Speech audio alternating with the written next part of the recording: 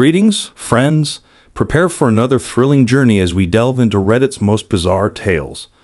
We're plunging deep into the quirkiest corners of the web. Grab your popcorn and join us on this adventure. Remember to hit subscribe and like. Let's begin. To begin with, I still have feelings for my ex. I always will, despite what she might think or say. I always took her emotional difficulties into account when she was upset or wanted to argue, even when it seemed like she was pushing me away. I don't hold any grudges against her, even though my family and friends have urged me to do so. I love her, but I can no longer say that I like her.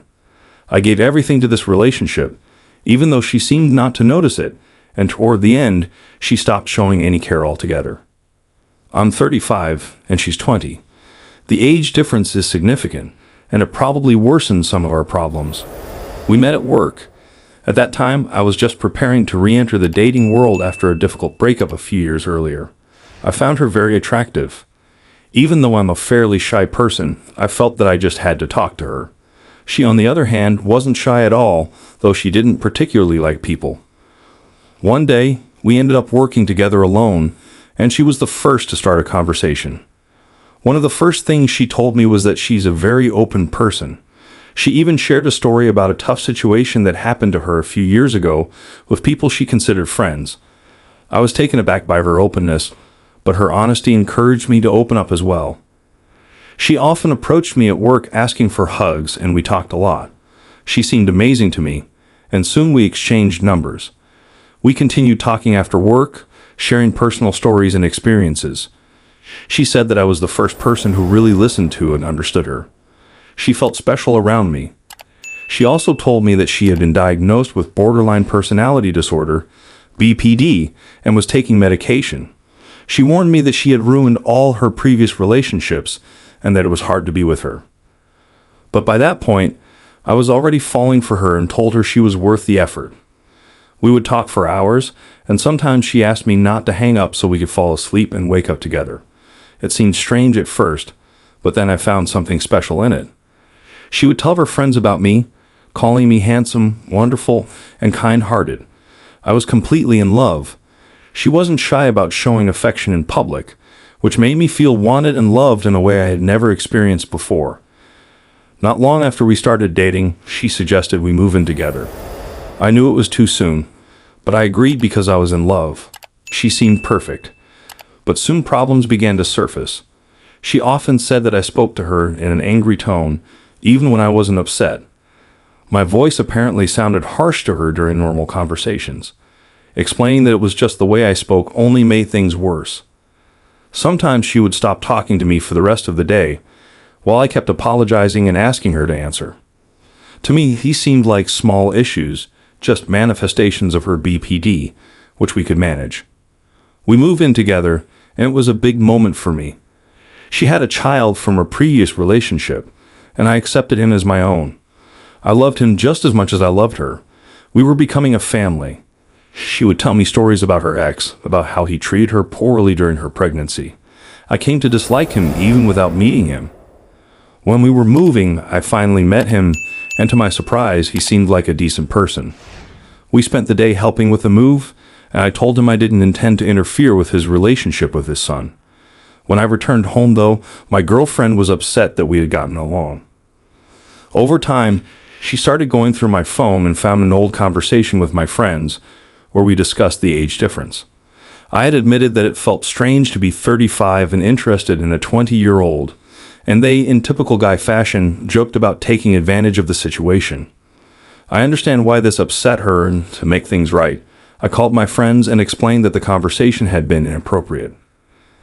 After that, I started feeling uncomfortable around her. I began changing my behavior to avoid upsetting her. Even though I still loved her, being with her became exhausting. But I was willing to endure it for the sake of our family. We were happy despite the small arguments. One night, she went out to sit in the car for some alone time and came back in tears, asking me to promise I'd never leave her. I made that promise easily, confident in my love for her, but later I found out she had called her ex, asking why he didn't want her back. Eventually, after another argument, I couldn't take it anymore and said I wanted to break up. I immediately regretted it and tried to fix things, but it turned out she had started losing feelings for me long before that. We went through many conflicts and misunderstandings, and in the end, our relationship came to an end. She soon grew colder and more distant. Our once frequent intimacy slowed down significantly. Where we used to be close almost every night, it now became a rare occurrence. She got a job at a restaurant, and I was genuinely happy for her. I tried to always support her decisions, to make her feel successful and encouraged. However, one night, things escalated into a major argument. She had gone through my phone again and found old messages from before we started dating, where my friends were saying similar things to what upset her before. I tried to explain that these messages were from before we got together and that it was just meaningless talk among friends, but she wasn't having it. She got extremely angry, stormed off, and went to the gym to cool down. While she was gone, I heard a notification from her iPad, which was connected to her phone. Out of curiosity, I checked it and saw that she had sent screenshots of my messages to a guy she worked with. He was responding sympathetically, asking her to call him because it was so terrible that I would speak about her that way. I messaged her, asking why she was sharing our private problems with someone else, and she said she needed another man's perspective. When she got home, she was still furious and asked me to leave for an hour to give her space. I agreed, went out, and even bought her flowers as a gesture of love and apology. When I returned, I asked her what she had done during her time alone, and she said she had FaceTimed a female friend. For the first time, I didn't believe her. The next day, my curiosity got the better of me, and I checked her iPad again. I felt terrible doing it, but I needed to know the truth. Sure enough, she hadn't FaceTimed her friend. Instead, she had asked the guy from work to add her on Snapchat, and they continued chatting. Over the next few days, their messages became even more flirtatious, with heart emojis and affectionate nicknames. Where she once shared that kind of closeness with me, now it was with him.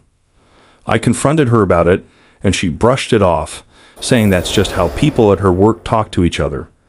I told her it was inappropriate to add him on Snapchat, especially while I was out trying to make things right between us. To my surprise, she agreed, and I set my first and only boundary in the relationship. I told her I didn't mind her talking to him at work, but no flirting and no Snapchat. She blocked and deleted him from the app in front of me. A few days later, I checked her iPad again, curious about how he would react. I saw that she had told him, "My boyfriend removed you." That stung, and I spiraled into a depression, feeling like she was emotionally cheating on me. When she asked what was wrong, I told her that I felt like she was being unfaithful. She got defensive, asking how I could accuse her of such a thing and drag her reputation through the mud. She reassured me that she loved only me and couldn't have feelings for someone she barely knew. I believed her and let it go. But a week later, while she was asleep on the couch, I checked her phone again. This time, I saw that he had confessed his crush on her, and she admitted to having feelings for him as well. They talked about what they should do, and she even agreed to go out with him when she had time. I woke her up, furious, and asked her what was going on. She turned the blame on me for going through her phone, saying that it was my fault because I hadn't been there for her like he had. I told her that if she would just open up to me, I'd always be there for her. She promised to stop talking to him about anything other than work, and I forgave her. A week or so later, she sat me down and confessed that she still had feelings for him. I told her I wasn't going to compete for her attention when she was supposed to be with me. She asked for time, and foolishly, I gave it to her. A few nights later, we were in the shower together when she suddenly told me that she no longer had a crush on him, and that she had chosen me. I took her back, feeling like she had just given me something precious, but things only got worse. She grew even colder and more distant. Eventually, she told me she had lost her feelings for me and that we were breaking up. I begged her to tell me if there was anything I could do, but she said no. We stayed apart for a few days, but then she texted me saying she missed me. I came back, and we had a serious talk about what I was doing wrong in the relationship. Like a beaten-down dog, I apologized and promised to do better, just to have her back in my life. She agreed, and we tried again. One day, she called me at work and suggested a plan. She would quit her job, finish school, I'd get a new, better job, and we could raise her son full-time and finally be a family. I was thrilled and started looking for a new job. I found a great opportunity, But 3 days before starting, she told me she wanted to break our lease and move out. We were officially over. Outside the apartment office, I asked if this was really the end. She told me she just needed more time. But even during this break, she continued to ask me to call her by pet names, call her on my lunch break, and stay on the phone with her as we slept. It felt like a relationship, but it wasn't. I eventually told her I didn't want to be strung along if we weren't going to work things out. I made it clear that if she moved on, I wouldn't be able to talk to her again because I needed to heal. During the time we lived together, she went from praising me to constantly criticizing and belittling me. Where she once boasted about our intimacy to her friends, telling them how great I was, it turned into comments about how I never satisfied her. I had opened up to her about some past trauma that affected me sometimes, and at first, she was understanding and supportive. But soon, she began making jokes about it, mocking me for my appearance, my personality, and the way my past had impacted our relationship. Despite all this, I kept trying to win her back. I sent her flowers, drove an hour to bring her food, and texted her every morning, wishing her a good day. None of it mattered. She had already moved on. One weekend, she texted me asking to meet up because she had something important to tell me in person. I drove over and she was waiting in her car. When I got in, she told me she had slept with her ex a few days earlier when he came to see their son. She cried, saying she never imagined she'd be someone who cheats. I tried to comfort her, reminding her that technically she didn't cheat since we weren't officially together. Foolishly, I forgave her. A few weeks later, she mentioned having a dream about me. In the dream, we had sex, and she asked if I was interested in doing that again. I agreed, of course, because I missed her affection. Then she asked if I wanted to start getting back together. I was overjoyed and immediately said yes. That weekend, we were intimate, but it ended up being the last time I ever felt real affection from her. After that, I began losing patience with her constant bad moods and frequent attempts to start arguments. I felt myself growing distant too. The situation reached a breaking point when I was supposed to visit her one weekend, but overslept due to shoulder pain. When I woke up, I found her furious, cussing me out, saying I had ruined her day. I told her I was done with the attitude. She started crying and reminded me that I said I wanted to be a father figure to her son, asking what kind of man walks away from that. I had been completely devoted to her and her son, raising him as if he were my own. So I went back to her, but it didn't last. I started seeing a therapist. I had lost weight, lost my sense of self, trying to become who she wanted me to be. My therapist explained that people with BPD often project their issues onto those they love because they can't face their own reflection. I used that advice the next time she started an argument, accusing me of breaking promises. I told her I couldn't keep promises that were based on her ever-changing perceptions. She argued that all I did was apologize, expecting her to forgive me. I explained that I only apologized to stop the endless arguments, and yet I was always blamed, even though she claimed I played the victim. When I showed her that I understood her behavior, she started pulling away even more. Her responses to my texts became short and indifferent. Then she told me that calling her pet names and reaching out all the time was weird, because her life didn't revolve around me. I pointed out that I was doing those things because she had asked me to. She acted like our entire relationship had been an inconvenience to her. She frequently accused me of trying to win arguments or hold things over her head. I never cared about winning, just about resolving things. I didn't want to play the victim. I just wanted her to understand that she hurt me too. But she always responded with indifference. She'd say how easily she could block me and move on, how she was hot, young, and just a picture away from me being a memory. I endured all of this because I loved her. And I still do, but now I don't like her as a person. Recently, she told me she had a date with someone new. I asked why she hadn't told me earlier, and she said she was busy. She claimed this new guy really gets her and understands her like no one else. It was all the same thing she once told me. I reminded her of that, but she insisted this time was different. She had known him for just 3 days, and I told her that he couldn't possibly understand her yet. She argued that he gets her because he's going through a divorce with someone who also has BP. I felt sorry for him and told her it wouldn't last. It was just the same cycle repeating itself. That night, I called her and unloaded everything I'd been holding in. I told her I should never have let myself become so spineless around her. I realized it wasn't my job to sacrifice my mental health for her happiness, which was never my responsibility. I told her she was insecure, despite acting otherwise, and that she was blind to the repetitive cycle she was stuck in. I wasn't trying to insult her. I genuinely wanted her to see the truth. I was angry and upset, but at the core, I still cared about her well-being. I lashed out, cussed, and insulted her, but it all came from a place of wanting her to realize the damage she was causing. Since then, we haven't spoken much. I had to text her to get my apartment key back, and she used it as an opportunity to brag about her new date. I didn't care. When we met to exchange the key, she wouldn't even look at me or speak. I simply said goodbye and drove away. Our original wedding date was just a few days ago. She texted me saying, "Happy early wedding day," the day before, which felt like a twisted joke. I ended up reaching out to her ex, the father of her child, to find out if he had experienced the same things I did. He told me he had, and that at one point he had grown afraid of her. He also said he suspected that the story she told me about being assaulted by her friends was a lie, as she used to joke about sleeping with them.